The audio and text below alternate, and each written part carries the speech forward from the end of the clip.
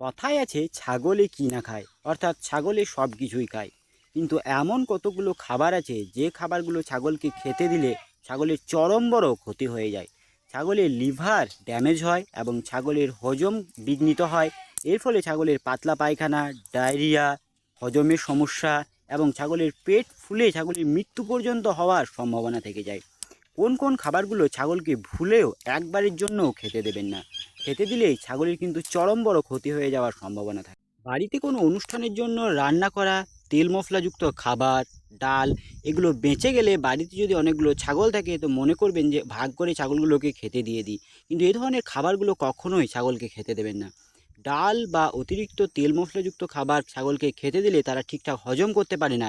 এর ফলে তাদের পাতলা পায়খানা বা ডায়রিয়া, পেট ফুলে যাওয়া, পেট ফেঁপে যাওয়া এই ধরনের সমস্যাগুলো দেখা যায়। সঠিক সময়ে চিকিৎসা না হলে ছাগলের মৃত্যু পর্যন্ত হতে পারে। তাই আপনি যদি এগুলো খেতে দেন তাহলে আপনাকে অনেক টাকা চিকিৎসার জন্য খরচা করতে হবে। সুতরাং এই ধরনের খাবারগুলো ছাগলকে কখনোই খেতে দেবেন না। অতিরিক্ত মিষ্টি জাতীয় খাবার যেমন পোলাও, পায়েস এ ধরনের খাবারগুলো কোনো অনুষ্ঠানের জন্য রান্না করার পর যদি দেখেন যে এগুলো বেঁচে গেছে তাহলে কখনো এগুলো ছাগলকে খেতে দেবেন না। তার কারণ এগুলো অতিরিক্ত মিষ্টি হওয়ার জন্য ছাগলের লিভার ঠিকঠাক হজম করতে পারে না, যার ফলে ছাগলের পাতলা পায়খানা, হজমের সমস্যা, ডায়রিয়া এ ধরনের সমস্যাগুলো দেখা যায়। তাই এগুলো কখনোই ছাগলকে খেতে দেবেন না। প্রয়োজনে এগুলো ফেলে দেবেন তবু ভালো, কিন্তু এগুলো কখনোই ছাগলকে খেতে দেবেন না। তাছাড়া কোনো বাসি খাবার যেমন বাসি ভাত বা বাসি যে কোনো সবজি এ ধরনের খাবারগুলো ছাগলকে কখনোই খেতে দেবেন না।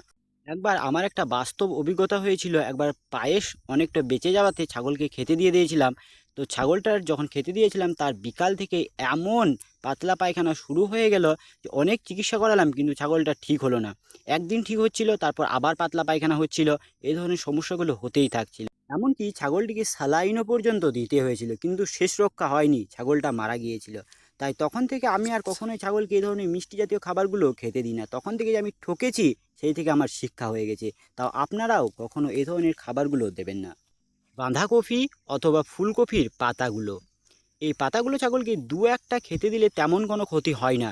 কিন্তু আপনি যখন একসাথে একটা ছাগলকে অনেকগুলো দিয়ে দেন, যেমন 1 কেজি 2 কেজি পরিমাণ পাতা একসাথে ছাগলকে খেতে দিয়ে দেবেন, তখন কিন্তু ছাগলের গ্যাস হয়ে যাবে। আর গ্যাস হয়ে যাওয়ার ফলে ছাগলের পেট ফুলে যাবে, ছাগলের পায়খানাও বন্ধ হয়ে যেতে পারে, প্রস্রাবও বন্ধ হয়ে যেতে পারে এবং এছাড়া ছাগলের পাতলা পায়খানা প্রচুর পরিমাণে হতে পারে।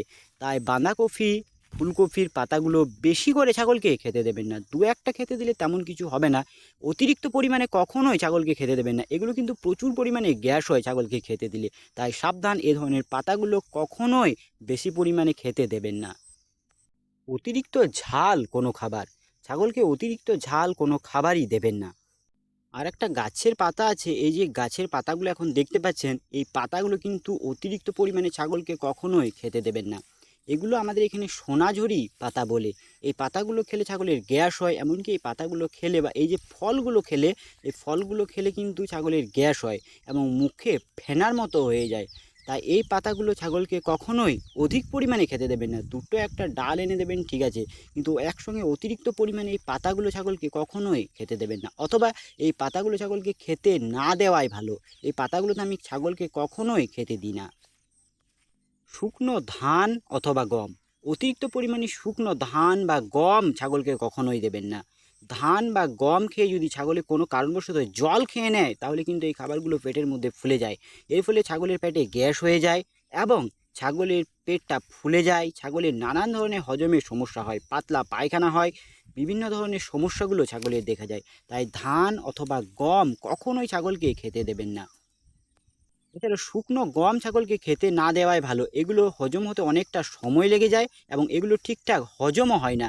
গম যদি ছাগলকে দিতে চান তাহলে সেই গমটা ভিজিয়ে রেখে তারপর মোটামুটি সারা রাত্রিবেলা ভিজিয়ে রেখে তারপর দিনের সকালবেলা এই গমগুলো খেতে দিতে পারেন, সেগুলো ঠিক আছে। কিন্তু শুকনো গম অথবা ধান ছাগলকে কখনোই খেতে দেবেন না।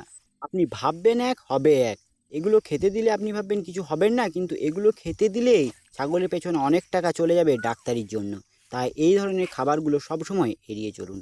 আজকের ভিডিওটি কেমন লাগলো অবশ্যই কমেন্ট বক্সে কমেন্ট করে জানাবেন। তার সাথে আপনার যদি ছাগল পালন সম্বন্ধীয় কোনো বিষয়ে কিছু জানার থাকে সেটাও কমেন্ট বক্সে কমেন্ট করে জানাতে ভুলবেন না। ভিডিওগুলো ভালো লাগলে এই চ্যানেলটা সাবস্ক্রাইব করে রাখতে পারেন। ছাগল পালন সম্বন্ধীয় নানান ধরনের আমার অভিজ্ঞতা আমি এই চ্যানেলের মাধ্যমে ভাগ করে থাকি। আজকের মতো ভিডিওটি এখানেই শেষ করছি। দেখা হচ্ছে নতুন একটা ভিডিওতে।